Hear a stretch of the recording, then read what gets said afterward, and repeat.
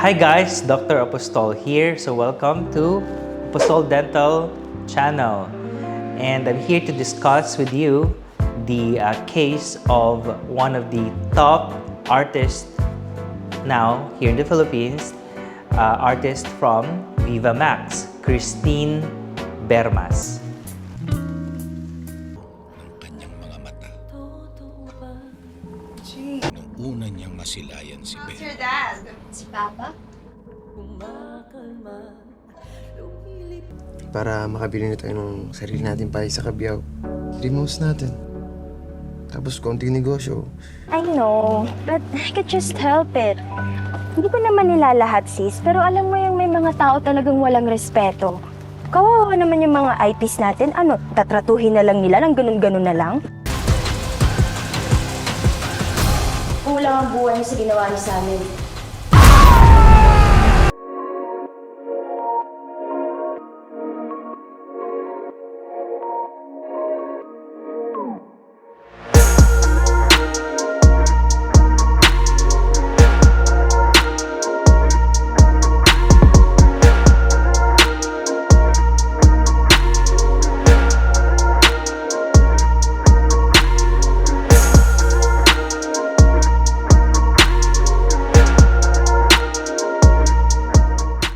So Christine is on her 20s and she has a problem with her teeth.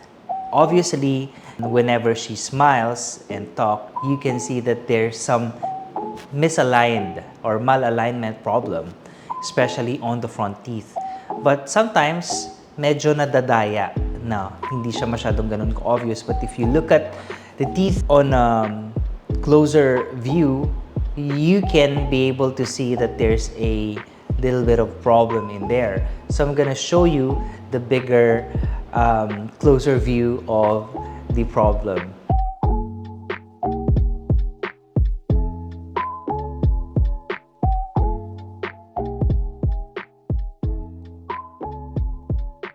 Although the teeth are very healthy, there's no problem like cavities, there's no like gum issues, it's perfectly healthy, but there's problem with the alignment.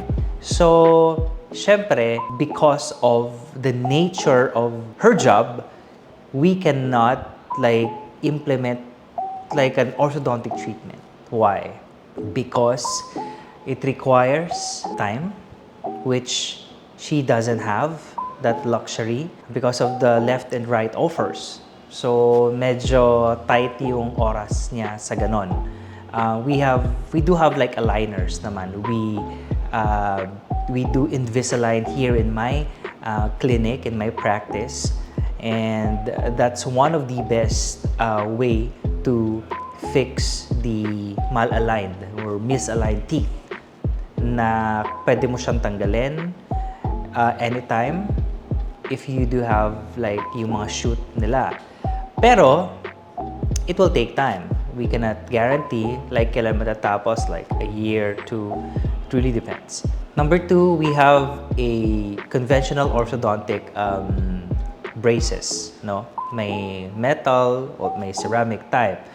But, you know, we have to use that yung wire na may metal. If you have a ceramic coating wire, eventually it will turn into stainless steel pa rin at the end of the day. So it's very, very technical. It will take time, a year, 2. So it's the same thing. That's why we chose a different path.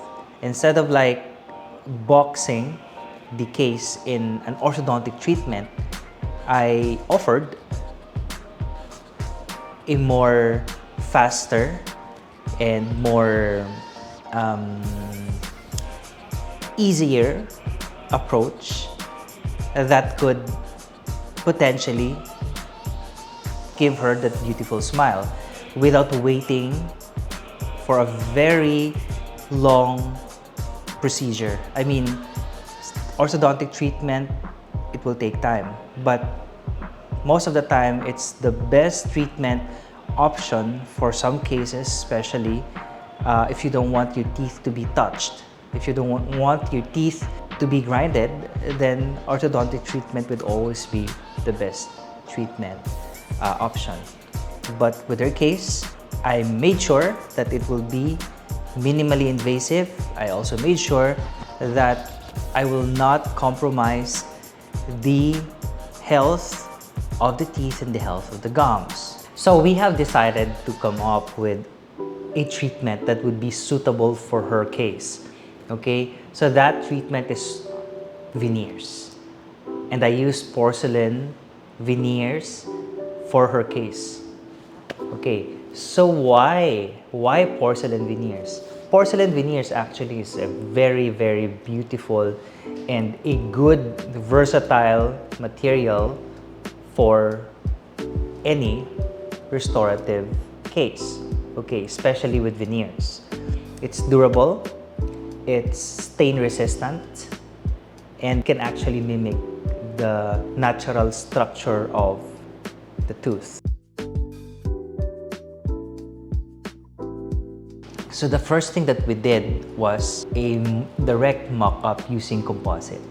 So hindi siya like diretso preparation or digital analysis, because sometimes we cannot be able to predict fully about the outcome. So what I did is one of the most reliable technique wherein I can be able to see a material I will going to add and how much teeth I will going to reduce in order for me to get to the result that I want for my patient.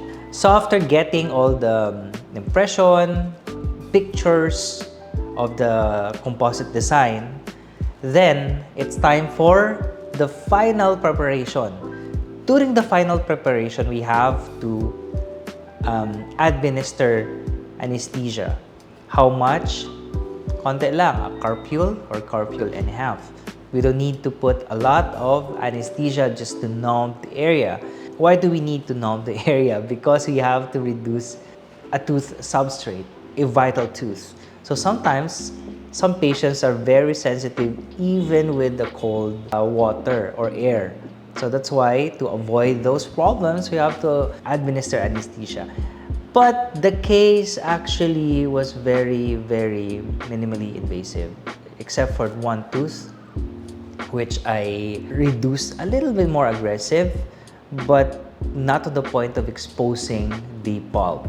It's actually far from the vital pulp. So wala tayong problem when it comes to like devitalizing the pulp of tooth number 2-1. So it's a healthy way of dental tooth preparation.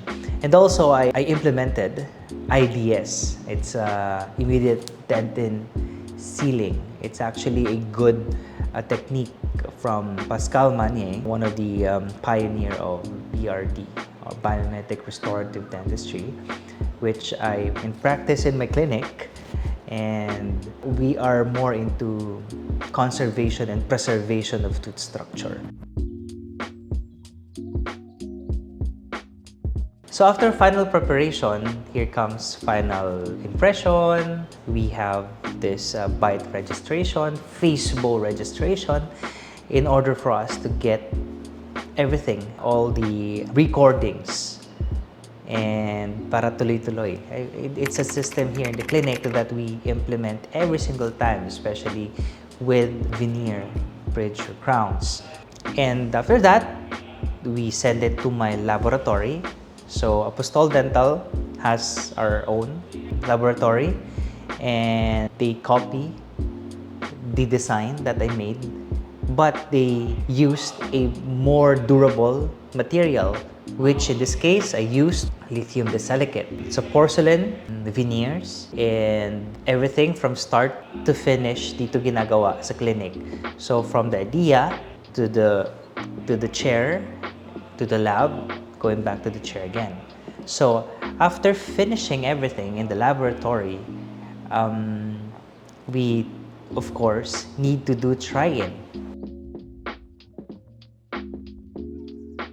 Kasi there's, sometimes requires modification during the Tryin. That's why it is essential for us to make sure that the patient will be happy of the outcome before we will cement it.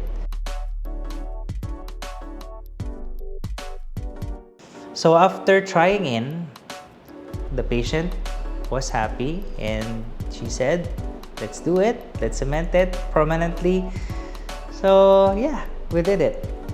After that, final adhesion cementation of the lithium disilicate porcelain veneer to the mouth. Adjusted it a little bit, removed all the excess cement, cleaned everything, cured to perfection, and we made sure that everything should be flossable. And lastly, I gave the patient night guard to protect the teeth.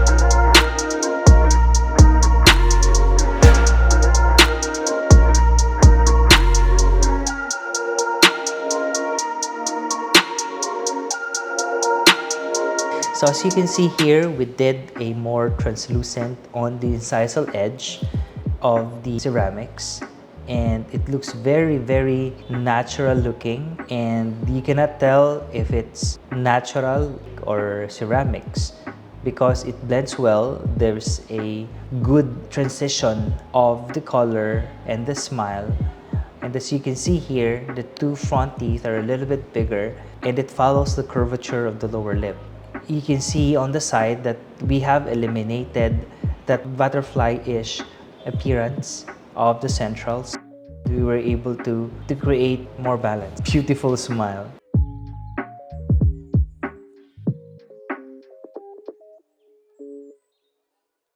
So overall, Christine was happy about the result of her new smile. It's a apostolified smile. And I'm also, of course, happy about the outcome because it looks really natural. It looks perfect on her face, and actually it feels like natural even siya mismo whenever she talks, whenever she eats. The function of the veneers is perfect, so she has no problem about it. Good job! And yeah, I'm happy to give wonderful smiles to all my patients. See you all again in my next vlog. Nag-iba yung boses. See you all again in my next vlog.